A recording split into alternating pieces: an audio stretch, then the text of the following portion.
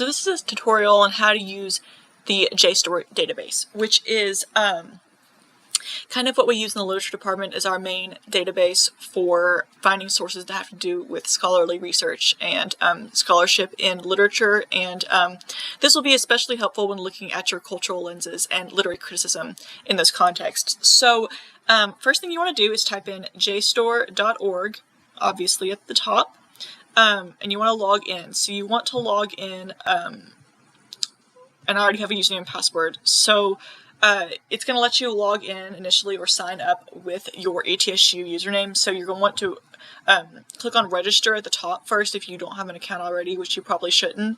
And it's going to let you register with ETSU as your institution. So want to log into JSTOR.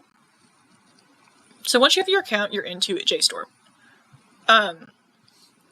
So the first thing we're going to do is we're going to just test things out. So like I said, research is a lot of trial and error. You can't just type in how does blah blah blah and something come up. That's not how databases work. You have to use specific keywords. So let's say we were looking at our thesis from inception, from our last PowerPoint on forming research questions. So if I type in Freud and let's say, or what if we typed in narratives and dreams? If we just type that in, you're going to get 77,000 results. It's a lot of results. Most of this is going to be pretty irrelevant, not have anything to do with what you actually want to be talking about. So if we type in something even more specific, like Freud and dreams. So now you have this. Now you have Freud's theory of dreams, the interpretation of dreams, analysis of the interpretation of dreams,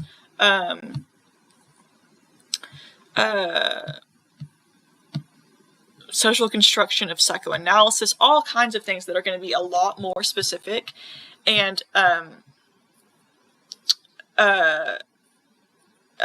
more tailored towards your research itself. So if we want to click on, let's see, what do we want to look at as an example?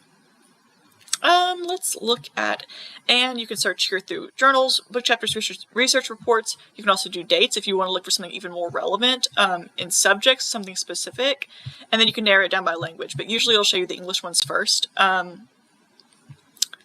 What if we did, let's see. See, it takes a second just to scroll through and analyze what you actually want to click on.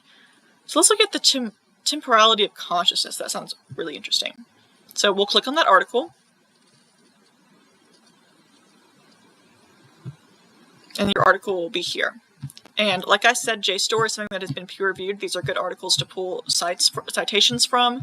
All of this down here, these are your references. These are all of the, like, this is the evidence for it being credible and for being peer-reviewed. All of these people have either said something similar or have actually backed up this author's claims. So let's say, for example, that you've read through this article and you want to use one of Catherine McDuffie and George Mashour's points in this article. So if you go up here, so we're going to be talking a lot more on citations as we get into annotated bibliographies, but you can go up here, and what JSTOR does is, oh my gosh, it's so amazing compared to other sites. Click on Cite, immediately your MLA citation is right here. Just copy and paste it. Perfect, you're good to go. So that's kind of how you can use JSTOR. Like I said, a lot of research is just playing around with it. So, for example, if we typed in like feminism and television,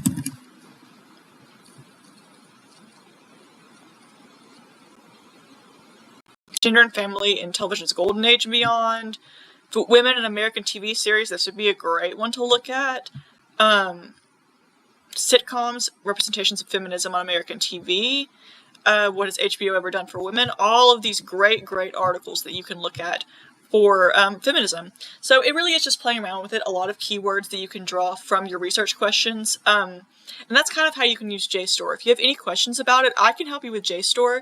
If you have any questions about databases from the library, I would contact a librarian themselves. You can also sign up for research appointments through the library where they can actually help you and help you research what you're looking for, which is so helpful for an assignment like this, in a way that I'm not as skilled in. I'm an English major, I teach, critical thinking and things like that, but I am pretty skilled in JSTOR at this point. But if you have questions about any of the other databases, I would contact one of the research librarians in the library. They know a lot more about it than I do.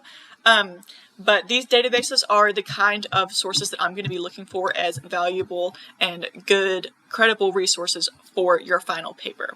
So if you have any questions about JSTOR, just feel free to email me and we can talk about it.